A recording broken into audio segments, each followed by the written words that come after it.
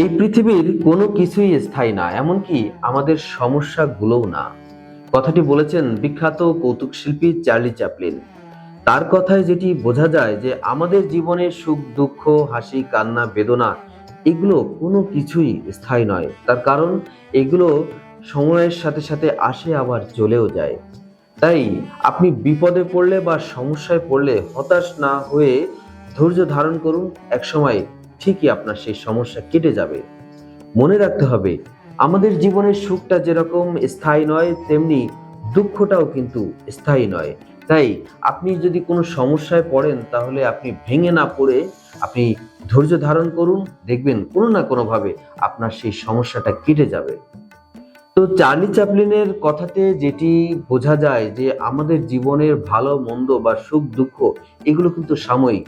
তাই সমস্যায় পড়লে আপনি ধৈর্য ধারণ করুন, এবং আপনি যদি ভালো থাকেন তাহলে কৃতজ্ঞ থাকুন।